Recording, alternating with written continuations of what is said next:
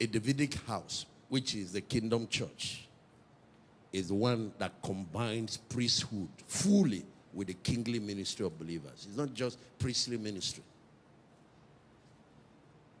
Those two come together.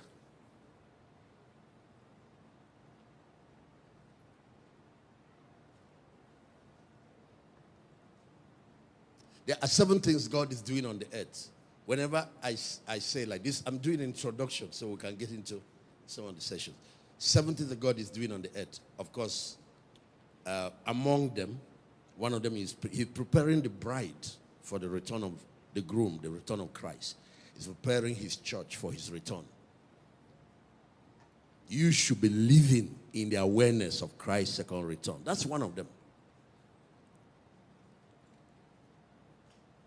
But the other is that he's now finishing that work he started 2,000 years ago. He's bringing the church to maturity. In Ephesians chapter 4, in verse 11, he said he gave 5 professionals, ministry professionals, to undertake this assignment. And that's why you have all ministry gifts here. First, we raise them inside. We don't just raise pastors. We have evangelists, apostles, and they are comfortable to come from one place and operate, and nobody restricts them.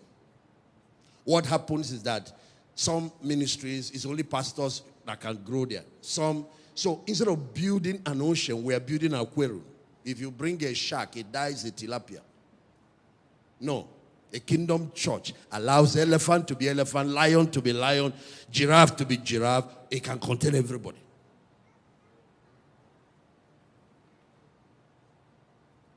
No limits. So God deployed 5 ministry professionals to help him get this construction work done. It's a building project. It's a building project. We're described in 7 ways. One of them is a building because we're a temple under construction. I want to say it's not a finished work yet. 1 Corinthians chapter 3, let me read from verse 6. I have planted, Apollos watered, and God gave the increase. So if you're a planter, do your work. Allow the other person to do his work. Don't fight other people. Because one ministry cannot finish this work. You're a carpenter, do your own part. Allow the medicine to do their parts. Then allow the painters to do their work. Allow the electricians to do their work. Because only an electrician cannot build a house. No need to fight each other. So if only one ministry is undertaking a project church, that church will not be the church of God's vision or the church of his glory. You're building it after your image, not after his image. A ministry cannot be built by one ministry gift, no matter how gifted and anointed you are. There are a set of other professionals allowed part of this construction. Those ones are called marketplace apostles. There are 3 sets of workers required to do this job.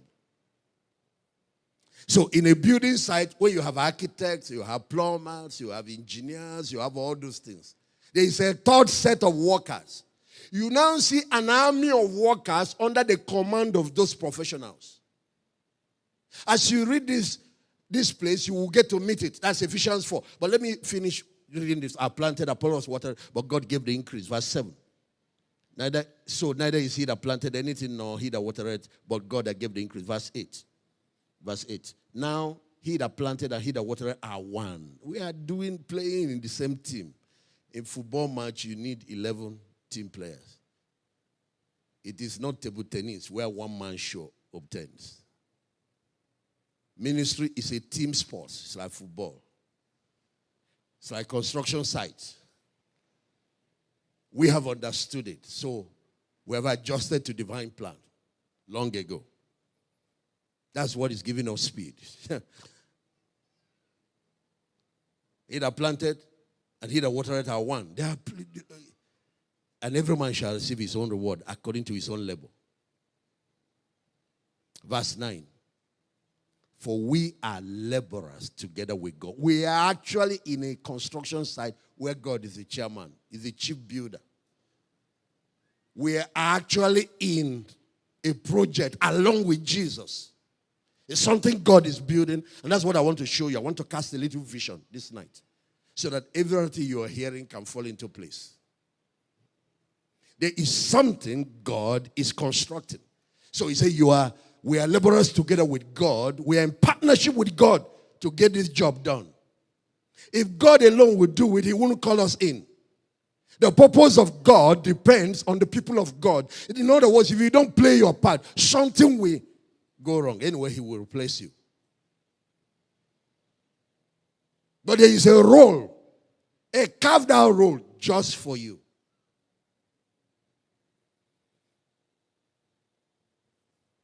We're laborers together with God.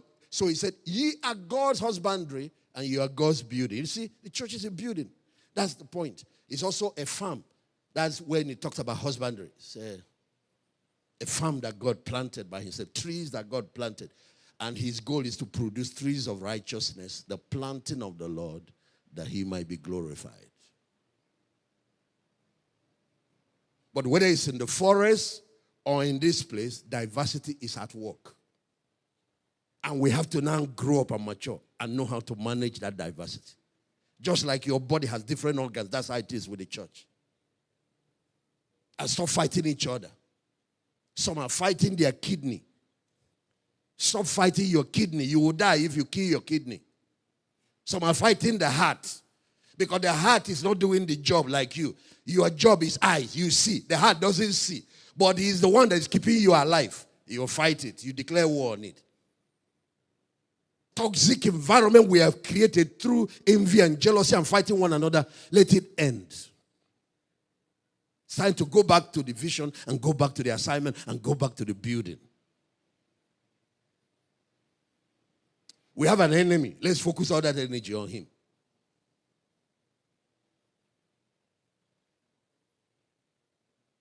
The Nigerian church is being distracted. The African church is being distracted. Why doing in-house fight? Civil war in the kingdom.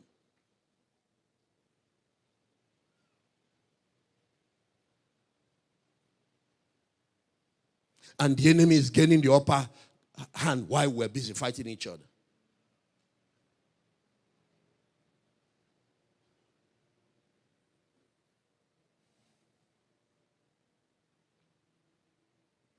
We are God's building. And remember, the project did not originate with us. It originated with him. But he recruited us as his co-laborers to deliver the end results.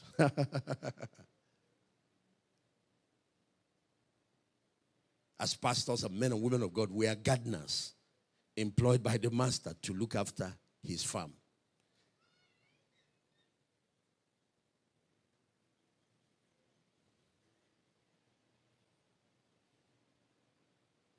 So put up that psalm.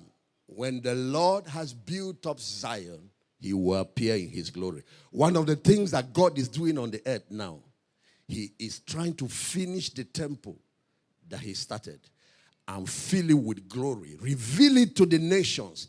The third day church is what he's trying to showcase. And that will be the final phase of the church age. And Jesus will come.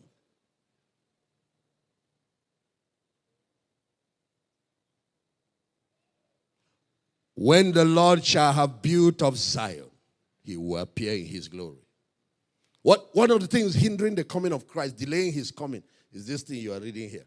One of them, you know, is Matthew 24:14. This gospel of the kingdom must be preached to all nations, then the end will come. One of them has to do with Zion. So, there are two things you need to do. You need to know what God is doing in the church and what he's doing in the society, in the nations.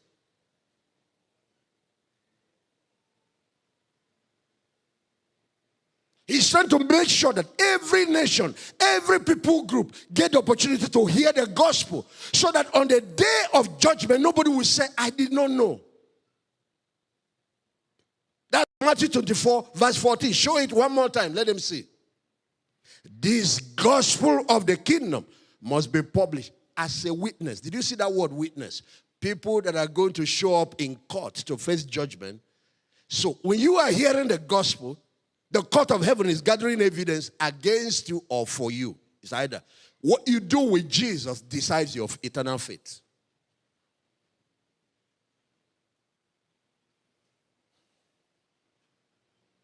They're giving you opportunity to escape judgment, opportunity for salvation. But at the same time, if you don't accept it, you are building a case, a raw evidence against yourself on the day of judgment.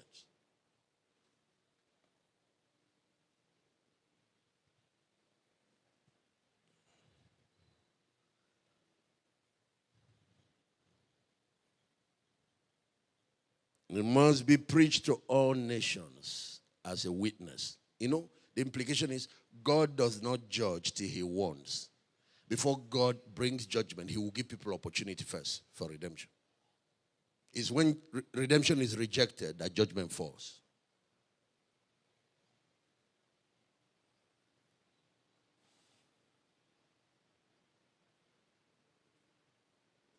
And this thing is to all nations. All. So let me do some vision casting now. When it comes to this one, Revelation chapter 7 verse 9 tells us what the situation will be. Look at it, 7:9, Revelation 7:9. And after this I beheld. It's called the end vision. That's the end, final, this church triumphant when the game is over.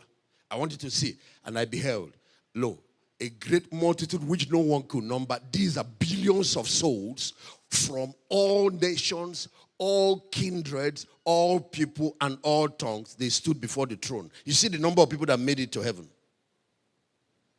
They're no more on earth. They're standing before the throne and before the Lamb, clothed with white robes and palms in their hands.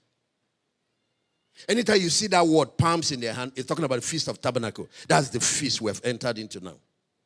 This is the feast that will go on until Christ shows up. It's the third feast. There are three. Passover, Pentecost, Tabernacle is the end time season. The end time church is a tabernacle church. It's a kingdom church. It's one that will give the world a foretaste of the glory to come. And it's the one that will lead the final harvest till it ends. And this is what we are bringing home as the harvest. Multitude that cannot be numbered. From every, look at it, every nation included, every kindred, that's family group, a large family group. Every people group on earth and every language that is spoken on this earth, there will be people in heaven. You see what is delaying his coming? So who is going to bring your family and kindred to Christ? You're waiting for me? You are the priest raised from among them to be their channel of deliverance. Who is going to reach your community and your village? You're waiting for me? You're waiting for Bonke that has gone to heaven. You're waiting for T.L. Osborne to rise from the dead. Or you're waiting for Jesus to come again. You can sit in Lagos and be fooling yourself. Who is going to reach your community? Your vision is pursuing money. God's vision for you is to go after the nations.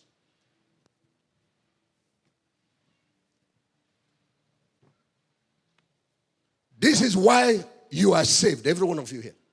Listen. But that's partial picture, because I'll give you other gist now. This is it. So a kingdom church is a missional church. It's a church that goes for the nations. It's a church that engages the community. It's not a church that sits down and be doing club, social club. It's a church with a mission. It's a church on the move. Going after nations. And if you watch the four languages, going after peoples, going after kindred families, win the whole family, going after, win the whole community, going after, win the whole nation. You can now see what the assignment is, and people are fighting each other, ministers. And why they're doing that, the enemy has stolen the vision.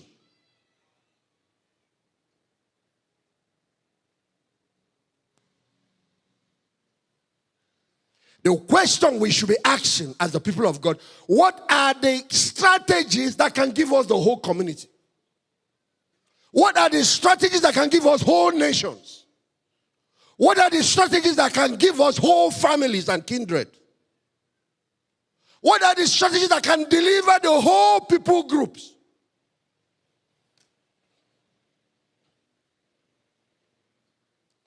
The strategy we have used, especially in the last couple of years, especially in the last 100 years, will not fulfill this. Even if you extend the time of Christ coming by 1,000 years, we will not still finish the task. Yet the time is up. Actually, we're in extra time now.